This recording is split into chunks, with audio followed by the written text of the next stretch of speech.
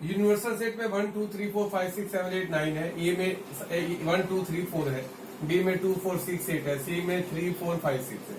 तो ए का कॉम्प्लीमेंट निकालना है। ए का कॉम्प्लीमेंट मतलब ए के एलिमेंट छोड़कर बाकी जितने भी यूनिवर्सल सेट में सारे लिख देंगे। तो 1 2 3 4 छोड़कर क्या बचेगा? 5 6 7 8 और 9। ये हो गया ए का कॉम्प्लीमेंट। कॉम्प्लीमेंट मतलब ए के छोड़कर बाकी सारे। तो बी का कॉम्प्लीमेंट, बी के 2 4 6 8 छोड़कर 2 4 6 8 छोड़कर बाकी जो बचेंगे वो लिख देंगे 1 3 5 7 और 9। ठीक है। ए यूनियन सी का कॉम्प्लीमेंट, तो पहले ए यूनियन सी निकालेंगे फिर उसका कॉम्प्लीमेंट निकालेंगे। ए यूनियन सी मतलब ए और सी के एलिमेंट मिलाकर लिख देंगे। ए और यूनियन मतलब दोनों, इन दोनों के एलिमेंट मिलाकर एक साथ लिख देंगे। तो 1 2 3 4, तो 1 2 3 4, सी के 3 4 पहले से आ गए हैं, अब दोबारा नहीं लिखेंगे। अब बचे क्या? 5 और 6। तो ए यूनियन सी में ए और सी के मिलाकर लिखिए। ओके। अब ए यूनियन सी का कॉम्प्लीमेंट कैसे निकालेंगे? ए यूनियन सी में जितने भी एलिमेंट है उसको छोड़कर जो बाकी बचेंगे वो सारे लिख देंगे। तो बाकी क्या बचेगा? 1 2 3 4 5 6 को छोड़कर बचा क्या? 7 8 और 9 बचा। ओके। बी माइनस सी का कॉम्प्लीमेंट, तो पहले बी माइनस सी निकालेंगे। बी माइनस सी का मतलब क्या होता है? बी में से सी के साथ जो कॉमन एलिमेंट है वो निकाल देंगे। बी के एलिमेंट लिखेंगे लेकिन जो सी के साथ कॉमन है उसको छोड़ देंगे। तो बी और सी के कॉमन एलिमेंट कौन कौन से हैं? बी में सी के कॉमन एलिमेंट कौन कौन से बताओ? इसमें 6 दोनों में है, बस 6 है दोनों में, और 4 दोनों में, 4 और 6 दोनों में है। तो 4 और 6 को छोड़कर जो बाकी के बचेंगे बी में वो लिख देंगे। तो बचेगा क्या? 2 और 8। तो बी में क्या थे? 2 4 6 8 थे, और 4 और 6 मैंने छोड़ दिए। क्यों? क्योंकि सी के साथ कॉमन थे। सी के जो कॉमन एलिमेंट है वो बी में से निकाल दिए। बी माइनस सी निकल गया।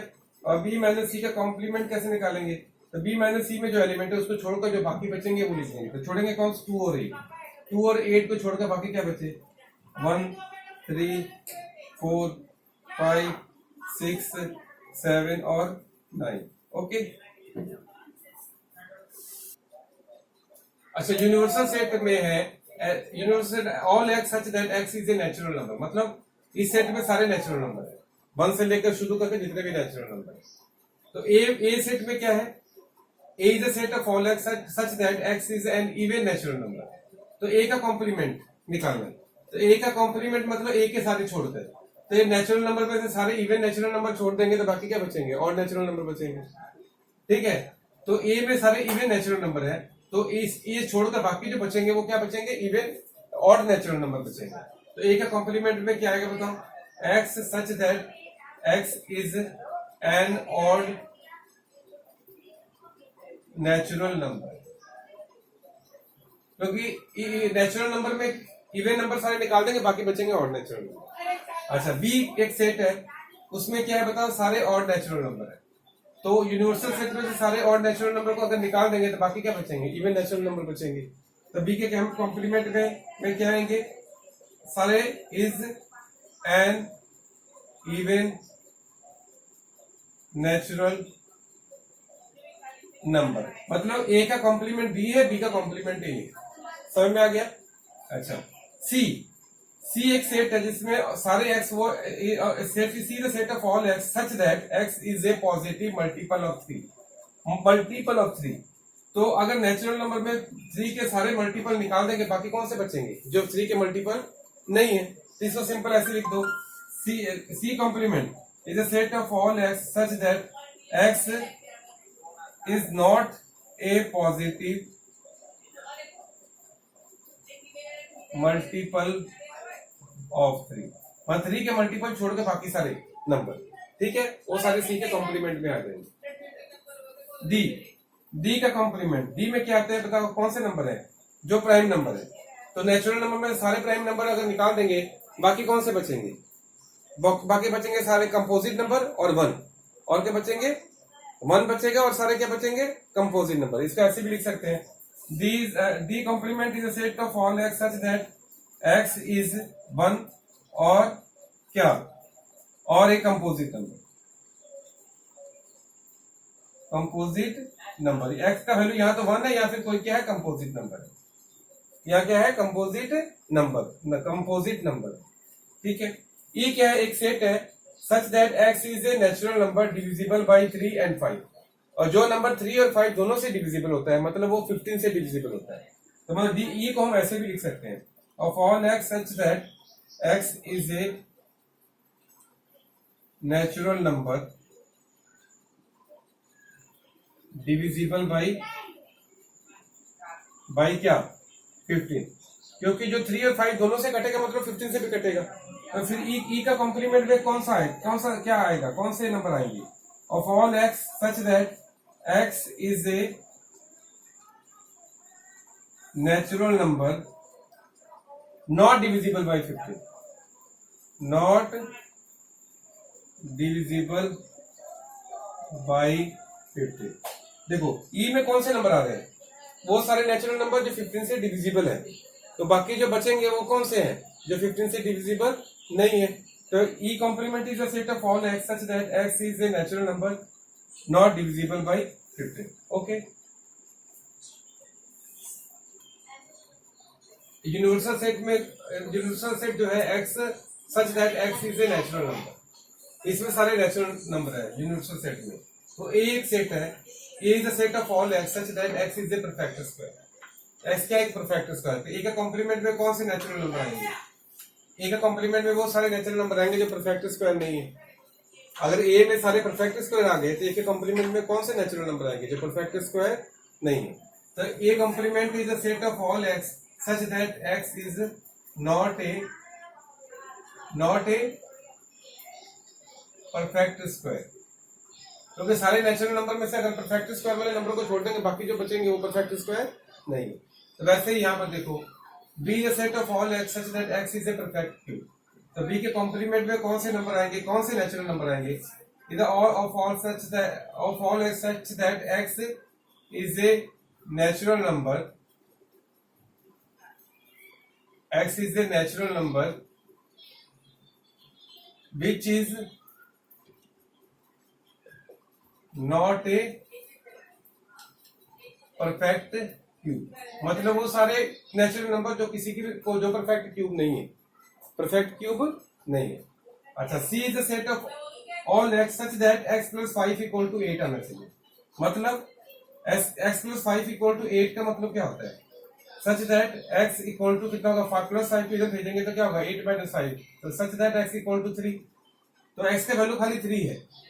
तो इसका सी का कॉम्प्लीमेंट में कौन से नंबर आएंगे, 3 को छोड़कर जो सारे बाकी नंबर है, यहाँ तो एक ही एलिमेंट है, यहाँ क्या एक ही एलिमेंट है 3, तो नेचुरल नंबर में से खाली 3 को छोड़कर बाकी जितने भी नेचुरल नंबर है वो सारे सी के कॉम्प्लीमेंट में आते हैं। तो X C complement is a set of all x such that x is a natural number है एंड एक्स का वैल्यू क्या है 3 के बराबर नहीं है, मतलब 3 के बराबर नहीं है, मतलब 3 को छोड़कर बाकी सारे नेचुरल नंबर इसी के कॉम्प्लीमेंट में आएंगे।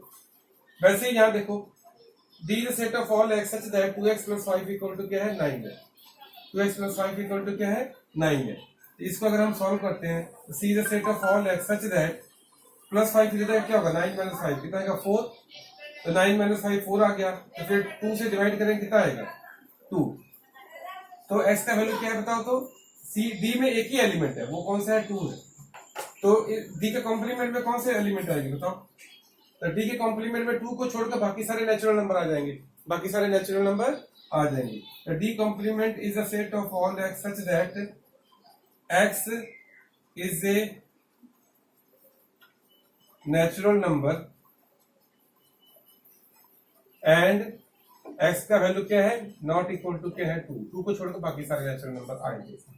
ओके, अच्छा E is a set of all x such that x is greater than equal to 7, x का वैल्यू क्या 7 या 7 से बड़ा है, 7 भी है और 7 से बड़ा भी है, माने 7 से बड़े 7 और 7 से बड़े जितने नेचुरल नंबर है सारे इस सेट में है। तो फिर इसके कॉम्प्लीमेंट में कौन से नंबर आएंगे बताओ मुझे, तो 7 से छोटे नंबर, 7 भी नहीं क्योंकि 7 तो इस सेट में आ गया, तो X all x such that x is a natural number, इसको ऐसे भी लिख सकते हैं X belongs to N, X belongs to N मतलब X is a natural number and जो एक्स का वैल्यू है क्या बोलते 7 से छोटा है, 7 को नहीं लेंगे क्योंकि ई में 7 भी आ रहा है, 7 और 7 से बड़े नेचुरल नंबर आ रहे हैं, तो बाकी जो बचेंगे वो ई के कॉम्प्लीमेंट में आएंगे, तो बाकी बचेंगे कौन से नेचुरल नंबर 7 तो उसमें आ गया, तो 7 से छोटे सारे नेचुरल नंबर बचेंगे। तो क्या क्या बचेगा बताओ? इसको ऐसे भी लिख सकते हैं, 7 से छोटे क्या क्या है, 1 2 3 4 5 और 6, ऐसे भी लिख सकते हैं। ये रोस्टर फॉर्म, ये सेट बिल्डर फॉर्म है और ये क्या है, रोस्टर फॉर्म है। ठीक है। F is the set of all x such that x belongs to n। x belongs to n मतलब x एक नेचुरल नंबर है और 2x plus 1 is greater than equal to 10।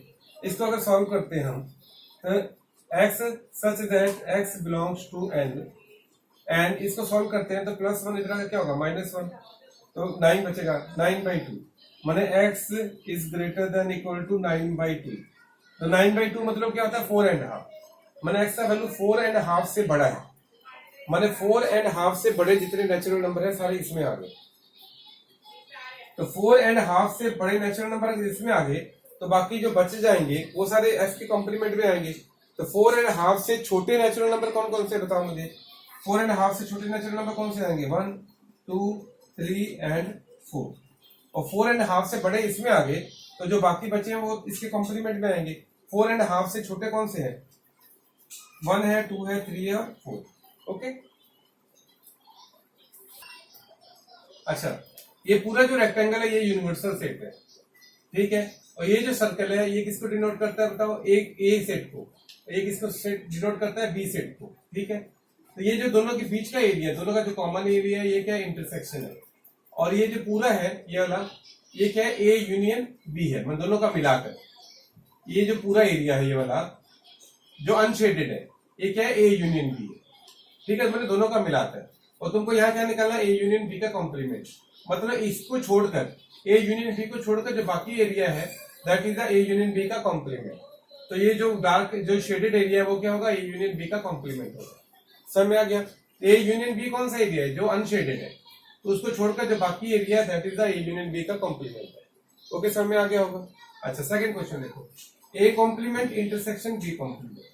अब ए कॉम्प्लीमेंट कौन सा होगा, ए कॉम्प्लीमेंट मतलब ए को छोड़कर, अगर ए को छोड़कर बाकी सारा एरिया, हम अगर ए को छोड़कर बाकी सारा क्या है, ए का कॉम्प्लीमेंट है। मान लो उसको हम बी ब्लू लाइन से हम क्या कर रहे हैं, बोलते हॉरिजॉन्टल लाइन दे रहे हैं, ए को छोड़कर बाकी सारे एरिया को मैं शेड कर रहा हूं। ए को छोड़कर ये जो ब्लू वाला जो वर्टिकल लाइन है वो क्या है, ए का कॉम्प्लीमेंट है।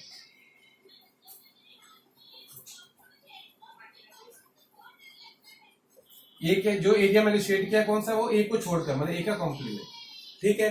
अच्छा, बी का कॉम्प्लीमेंट मतलब बी को छोड़कर, बी को छोड़कर, तो बी को छोड़कर बाकी जो एरिया है वो क्या होगा, बी का कॉम्प्लीमेंट होगा।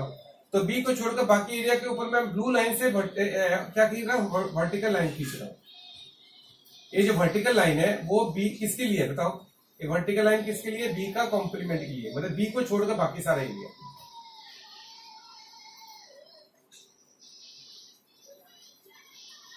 बी को छोड़कर बाकी सारे एरिया के ऊपर मैं क्या खींच रहा हूं बताओ, तो वर्टिकल ब्लू लाइन खींच रहा हूं, ये बी का कॉम्प्लीमेंट है,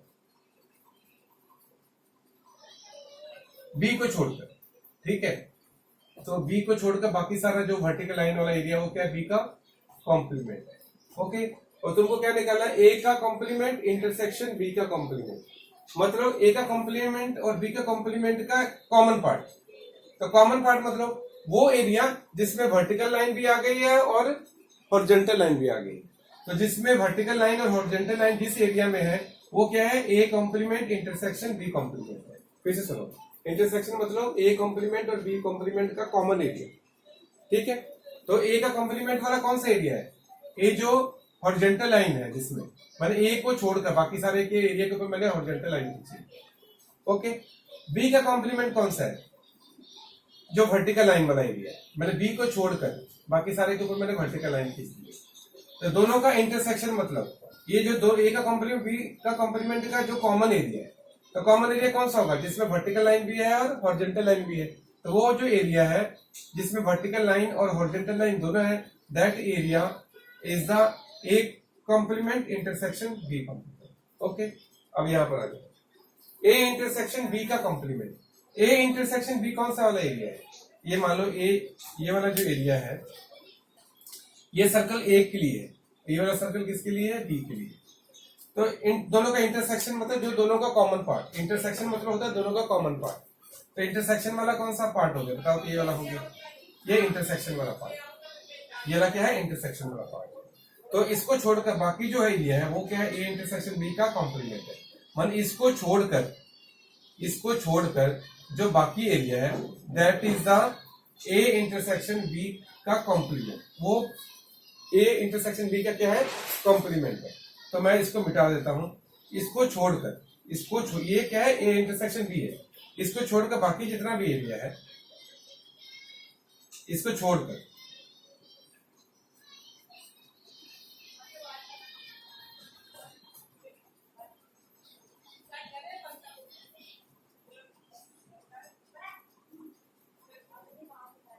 तो कौन सा एरिया मैंने छोड़ा है बताओ, ए इंटरसेक्शन बी, ये वाला जो एरिया है, ये एरिया छोड़कर बाकी जितना भी एरिया है वो क्या है, ए इंटरसेक्शन बी का क्या बताओ तो कॉम्प्लीमेंट है, खाली इसको छोड़कर। ओके अच्छा, अब यहां देखो A complement union B complement, union मतलब मिलाकर, दोनों को मिलाकर, इंटरसेक्शन मतलब कॉमन, और ये मतलब इसमें क्या है, मिलाना है, दोनों को मिला देना।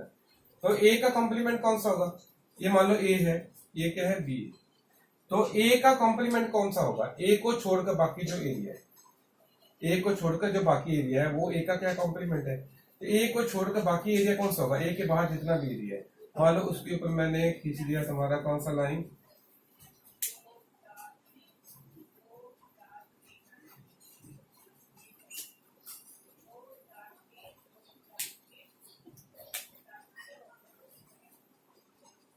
अच्छा ए का कॉम्प्लीमेंट मतलब ए को छोड़कर उसके ऊपर मैंने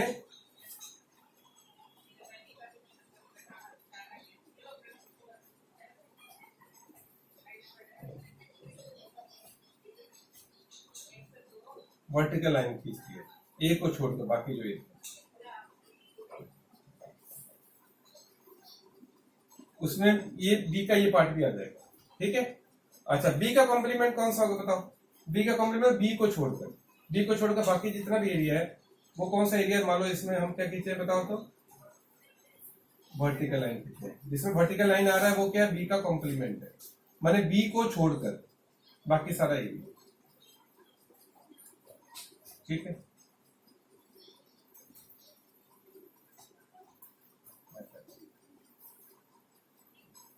अब तुमको A complement union B complement मतलब, यूनियन मतलब जिसमें हॉरिजॉन्टल लाइन है जिसमें वर्टिकल लाइन है वो सारा एरिया ले लेना मिलाकर, तो छोड़ना कौन सा है, वो वाला एरिया छोड़ना है जिसमें ना तो हॉरिजॉन्टल लाइन है ना वर्टिकल लाइन है। तो वो कौन सा एरिया बचा बताओ तो, वो तुम्हारा एरिया है ये वाला एरिया,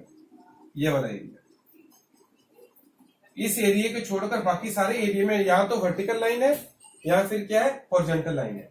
तो ये जो इतना सा एरिया, ये वाला जो ब्लैक कलर का जो एरिया मैंने शेड कर दिया ब्लैक कलर, ये एरिया जो है वो कौन सा एरिया बताओ तो, वो एरिया है जिसमें क्या है बताओ मुझे,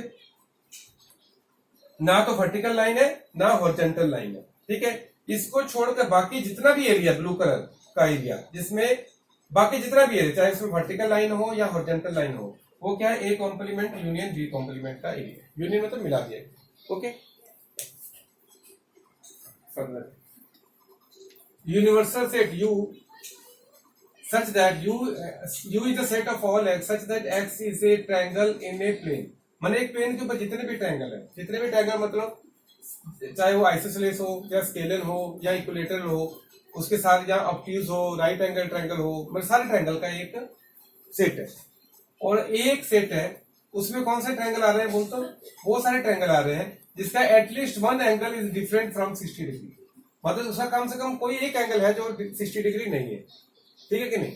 अच्छा तो इसको हम ऐसे भी लिख सकते हैं कि वो इक्विलेटरल ट्रायंगल नहीं है, ठीक है कि नहीं, क्योंकि अगर इक्विलेटरल ट्रायंगल कौन सा ट्रायंगल होता है जिसके सारे एंगल 60 डिग्री होते हैं, मतलब वो इक्विलेटरल ट्रायंगल नहीं है, इसको हम ऐसे भी लिख सकते हैं। अब एक का कॉम्प्लीमेंट निकालना है, तो एक का कॉम्प्लीमेंट में कौन से ट्रायंगल आएंगे, वो सारे ट्रायंगल आएंगे जिसके सारे एंगल क्या होंगे 60 डिग्री होंगे। X is A triangle whose या with all the angles, with all the three angles equal to 60 degree, ठीक है। उस ट्रायंगल, इसमें सारे ट्रायंगल कौन से ट्रायंगल आएंगे जिसके सारे एंगल क्या है 60 डिग्री के। या फिर ऐसे लिख सकते हैं हम, A complement is a set of all x such that x is an equilateral triangle. Okay, समझ में आ गया होगा, ठीक है। अच्छा, ए के साथ यूनियन किसका, ए का कॉम्प्लीमेंट, तो ए के साथ ए के कॉम्प्लीमेंट का यूनियन। अच्छा, तो ए के कॉम्प्लीमेंट में कौन से एलिमेंट आएंगे बताओ, ए को छोड़कर बाकी जो है बचे हैं वो, ठीक है। तो जो बाकी बचे हैं वो और ए के मिलाकर पूरे क्या आ जाएंगे, यू बन जाएगा। तो क्या बन जाएगा, यूनिवर्सल सेट बन जाएगा। अरे ए के एलिमेंट और उसको छोड़कर जो बाकी बचे हैं, बाकी बचे कौन से होते हैं, जो यू में जो ए के छोड़कर बाकी जो बचे होते हैं वो ए के कॉम्प्लीमेंट में आएंगे। इसलिए ए के एलिमेंट और ए के कॉम्प्लीमेंट के एलिमेंट मिलाकर क्या बन जाएगा, यू बन जाएगा, मतलब यूनिवर्सल सेट बन जाएगा, ठीक है। अच्छा, एम्प्टी सेट का कॉम्प्लीमेंट, अच्छा एम्प्टी सेट के कॉम्प्लीमेंट में क्या आएंगे बताओ, तो यू आ जाएगा। माने एम्प्टी सेट में कुछ भी नहीं है तो उसका कॉम्प्लीमेंट में सारे ही यूनिवर्सल सेट के सारे एलिमेंट आ जाएंगे। इंटरसेक्शन ए, तो यू के साथ ए का इंटरसेक्शन, इंटरसेक्शन मतलब जो दोनों के कॉमन, दोनों के कॉमन, तो यूनिवर्सल सेट के साथ ए के कॉमन क्या होंगे, बोलते ए के एलिमेंट ही होंगे जो यूनिवर्सल सेट के साथ ए के कॉमन होंगे, ठीक है। क्योंकि तुम ड्राइंग के हिसाब से समझो, यहां पर देखो ध्यान से, ये यू है, ये ए, तो ए और यू के कॉमन एलिमेंट कौन से होंगे, ये वाले एलिमेंट क्या है, ए के अंदर भी है और यू के भी अंदर भी है। इससे मतलब ये जो पूरे एलिमेंट, ये जो एरिया है वो ए के अंदर भी है और यू के भी अंदर भी है, तो मतलब दोनों का इंटरसेक्शन क्या होगा, ए ही होगा, ठीक है। अच्छा, तीसरा देखो, A intersection E complement, A U है मान लो, ये ए है, ठीक है कि नहीं। ये इसके अंदर वाला एरिया ए है और इसके बाहर वाला क्या है बोलो तो ए का कॉम्प्लीमेंट है, तो दोनों का इंटरसेक्शन मतलब दोनों का कॉमन, तो जो ए में है वो ए का कॉम्प्लीमेंट में नहीं है, जो ए का कॉम्प्लीमेंट में वो ए के में नहीं है, तो दोनों का कोई कॉमन एलिमेंट है ही नहीं, दोनों में कुछ भी इंटरसेक्शन नहीं है। इसके मतलब दोनों का इंटरसेक्शन क्या होगा बताओ, तो एम्प्टी सेट होगा। क्या सेट होगा बोलते, एम्प्टी सेट होगा। समझ में आ गया, क्या होगा, एम्प्टी सेट होगा, ठीक है। अच्छा, अब यहां पर देखो, u का कॉम्प्लीमेंट इंटरसेक्शन a, तो u का कॉम्प्लीमेंट क्या होता है बताओ, एम्प्टी सेट। u का कॉम्प्लीमेंट क्या होगा बताओ, तो एम्प्टी सेट जिसमें कुछ भी नहीं है, u में तो सारे हैं तो उसको छोड़कर बाकी जो बचा उसमें तो ऐसा है कि कुछ भी नहीं है, u का कॉम्प्लीमेंट में क्या आएगा बताओ, एम्प्टी सेट आएगा। और इंटरसेक्शन a, तो एम्प्टी के साथ a का इंटरसेक्शन जिसमें कुछ भी नहीं है उसके साथ किसी का इंटरसेक्शन क्या होगा, कुछ भी नहीं होगा, तो क्या होगा बताओ, तो एम्प्टी सेट ही होगा। जिसमें कुछ भी नहीं है उसके साथ किसी का कॉमन पार्ट क्या आएगा, कुछ भी नहीं आएगा, मतलब एम्प्टी सेट ही आएगा, ठीक है। ओके।